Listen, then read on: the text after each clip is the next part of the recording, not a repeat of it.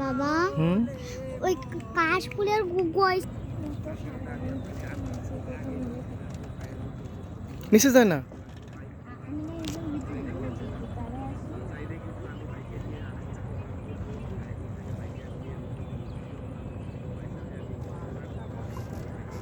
ও এইবার একটা মাছও ওঠে নাই,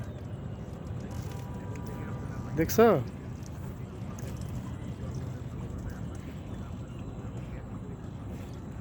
পানিতে মাছ একবারে তুলতে তুলতে মাছ কাদা হয়ে গেছে পানি আর